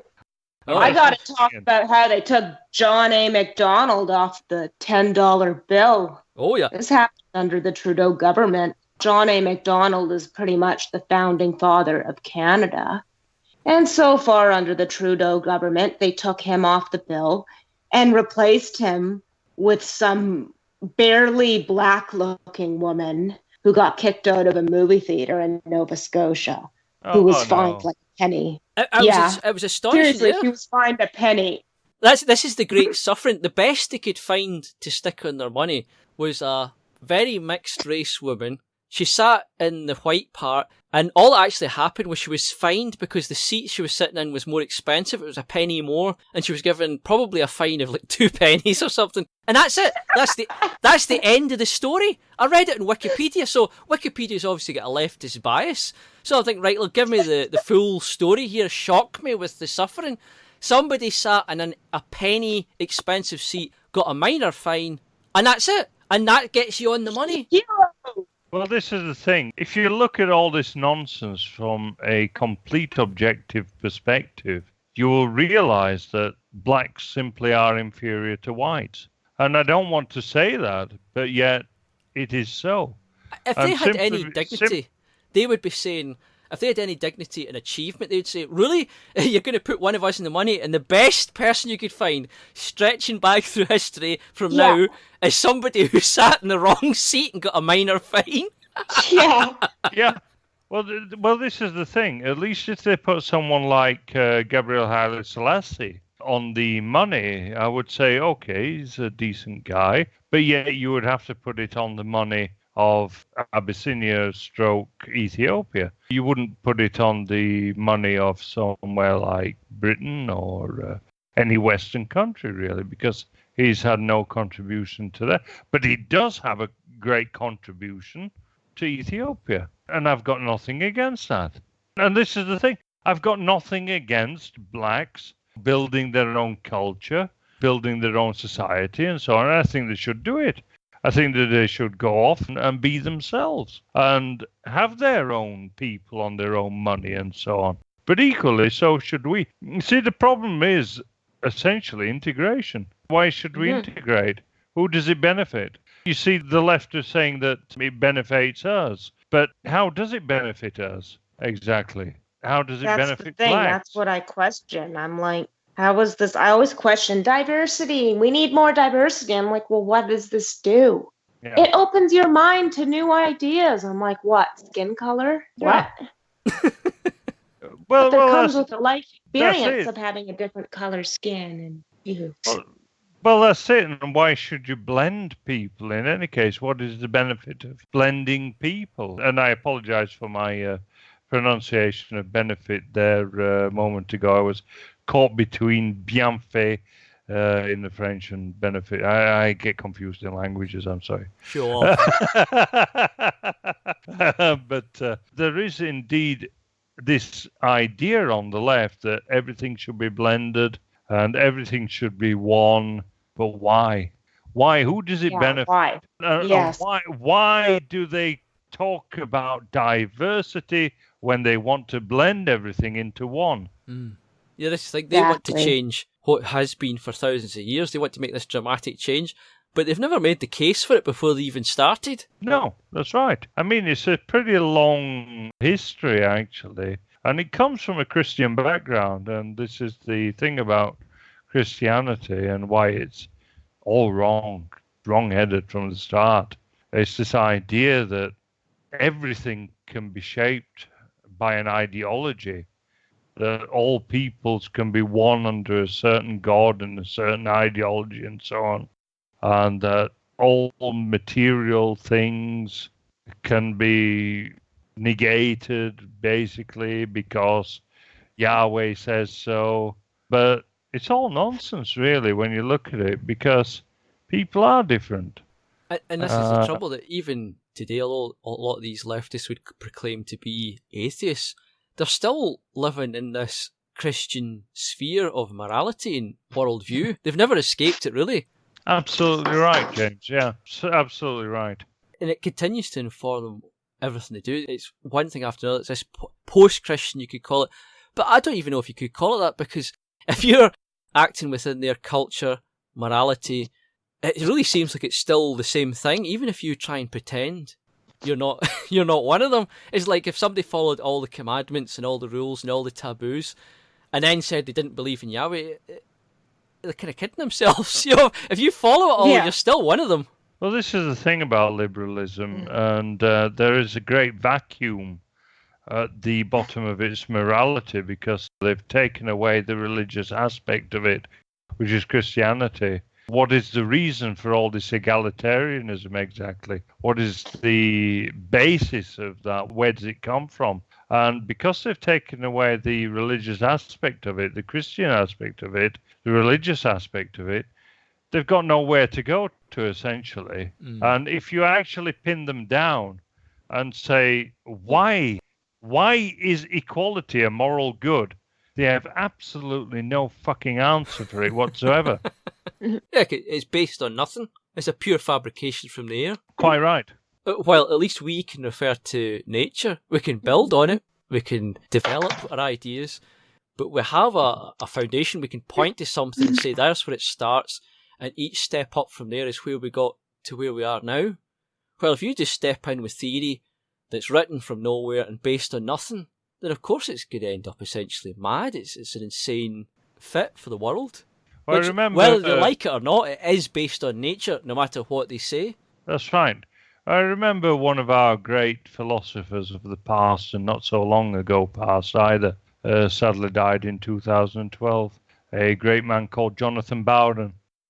I remember Jonathan Bowden talking about when he was at school, because he was educated in this Roman Catholic school, and he went back many years later, and he stood with the Catholic priest in the playground and so on, and he saw quite a bit of bullying going on and everything, which is quite the norm in every school.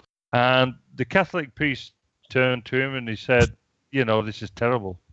He said, we've learned really nothing since descending from the apes so many thousands of years ago. And Jonathan Bowden, who was pagan, of course, turned to him and said, well, you have a philosophy of how it should be, but I have a philosophy of how it is. And that is absolutely true. That is the pagan way of looking at things. That we have a philosophy of how it is. Our philosophy comes from that. It comes from looking at the world in real terms, not trying to shape it, but to accept it for how it is. This is the beauty of paganism, to be quite honest. The problem with the left and with Christianity, because ultimately it's the same thing, is that they want to level things down. They want to stop the strong from being strong. But what we want to do as pagans is really to make the strong be the vanguard of their own people. And to accept the fact that some people are weak and some people are strong, but you don't pick on the weak. You don't resent the strong.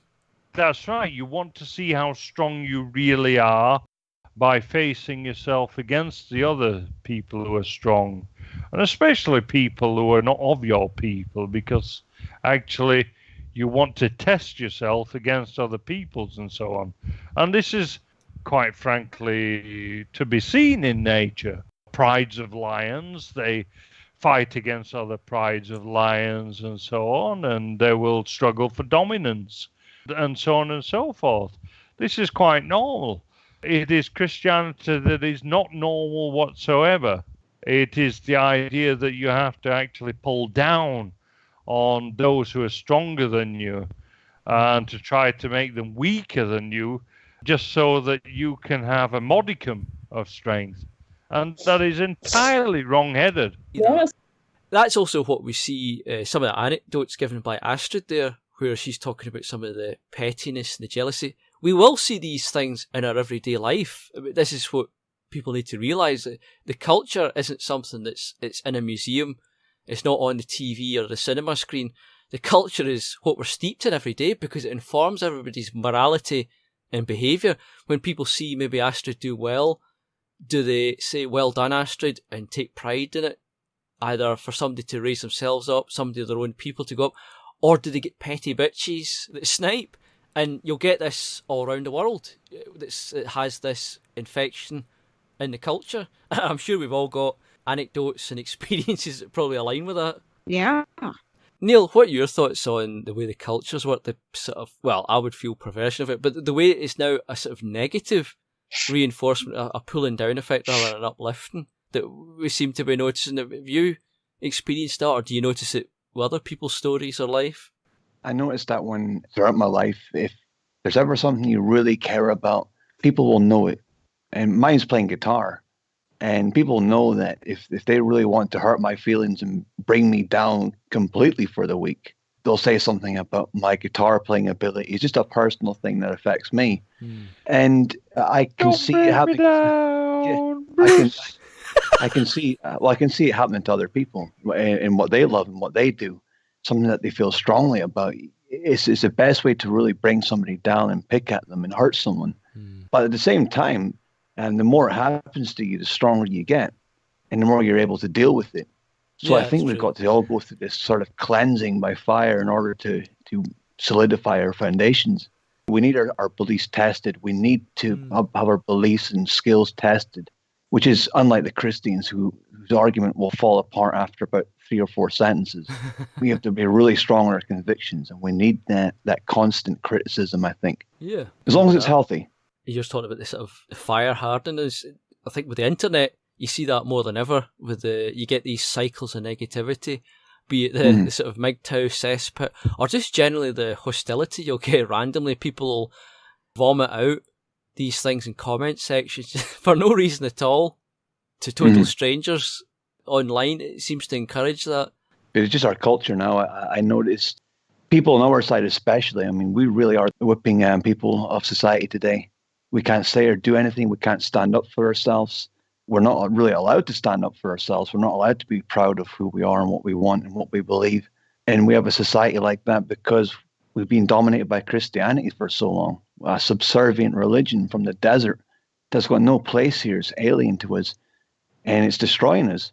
It's like a cancer society that's been destroying us for about 2,000 years. And we don't know how to look after ourselves anymore because we think there's something better afterwards. Yeah, you're right, Neil, in that I'm lucky in what I said earlier, in that I come from a family that in one side is Methodist, which is an horrible, absolutely destructive, probably the most destructive form of Christianity, actually. But on the other side, very much pagan, very much Norse way of looking at things, and particularly my father. I remember my father when I was very young. And my father was quite the warrior around his end. You know, he was quite a good boxer and so on. And we were going along it was a place called Cleethorpes. I don't know if you know it or anything, but anyway, it's on the coast. It's on the coast in Lincolnshire. It's a bit of a seaside resort, and we went past this particular pub where, at that time of day, this was in the 1980s, people used to get into fights and everything. And there was this particular incident outside where there was this one guy and he was wanting to fight, and the other guy, and he wasn't wanting to fight, and he was trying to back down. He was trying to appease the other guy. They were all white, of course, because everyone was at that time. My mother said, oh, look at that guy, he doesn't want to fight and everything. And my father said, yep, and that's where he'll get hurt. And he was absolutely right, because he got his face smashed in the next few seconds. And my father is quite right. He had a completely Viking way of looking at life. He instilled it in me in that you have to go on the offensive. You can't back down. You can never apologize. He always said to me, he said, David, he said, don't be a bully. He said, because ultimately, if you're a bully, people will target you. There'll always be people harder than yourself. He said, but equally, he said, don't back down for any fight. He said, you're a big, strong guy and everything, but if you're going to bully people, bully the bullies. He was quite right. And he also said that if it looks like there's going to be a fight, he said, get the first in. Because if you're wrong and you're wrong afterwards, you will be in a better position from which to apologize. And that is an absolutely beautiful statement. It's a Viking statement. It's a pagan statement. It's not a Christian statement. It's a good tip. It's a good tip as well for our audience, Astrid or anybody else. Yeah. It is. The thing is that when people talk about heroes and so on, my hero is my father. And I hope that when I come to have children and so on, that their hero will be me, and so on and so forth. That is absolutely natural, because you want to lead a heroic life.